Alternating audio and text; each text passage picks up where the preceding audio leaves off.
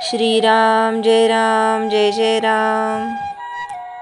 आपल्या मीचे स्वरूप आनंदमय आहे. इच्छित वस्तू मिळणे यात समाधान असतेच असे नाही.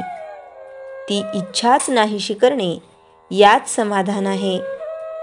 हाव संपेल तेव्हाच समाधान होईल. याकरता वासनाक्षय कशाने होईल ते पाहावे. कशात सुख आहे, कशाची कास धरावी इकडे लक्ष द्यावे. खरा आनंद आणि समाधान भगवंताचे होण्यातच आहे. भगवंता, तुझ्या वाचून माझे कोणी नाही, हे ज्या दिवशी मनाने पक्के ठरेल त्याच दिवशी समाधान मिळेल. जितकी विषयाची आवड धरावी तितके दुःखच पदरात येते. विषय सुख न मागताही येते, परंतु जे परमार्थाच्या आड येणार आहे ते मागत कशाला राहायचे. माझ्या मागे राम आहे म्हटले म्हणजे प्रपंचातल्या विषयात जरी राहिलो तरी भिण्याचे कारण नाही. भगवंताचा आधार कायम ठेवला की मग विषयांची नाही भीती वाटत. नेहमी अनुसंधानात राहिले म्हणजे मग सावधच राहिल्यासारखे आहे. दिवाळी हा आनंदाचा दिवस असतो, पण दिवाळीचा दिवस हा इतर दिवसांसारखाच असतो. इतकेच नव्हे तर आदल्या दिवसाची परिस्थिती, संकटे आणि अडचणी त्या दिवशीही कायम असतात. याचा अर्थ असा की परिस्थितीत बदल होत नाही.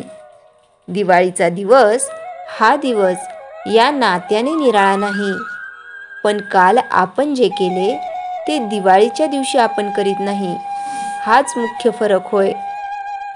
आपणच दिवाळीच्या दिवसाला आनंदाचा दिवस करतो.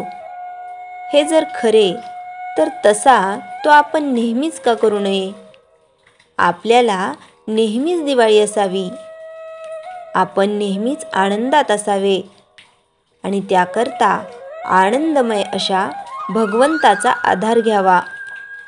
आपण दिवाळीच्या सणाचा आधार घेऊन आनंदी आनंद करतो.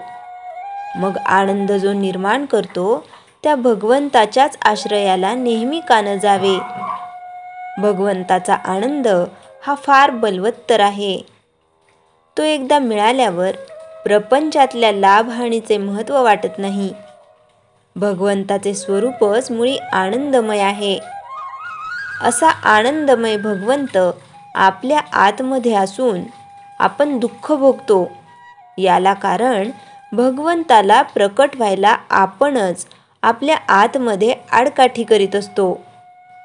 आपल्या आतमध्ये भगवंत तर आहेच, पण त्याचबरोबर मी सुद्धा आहे. हा मी कोण हे जाणण्याकरता इंद्रियांची गडबड शांत करून आतमध्ये आपण आनंदाचा शोध करावा.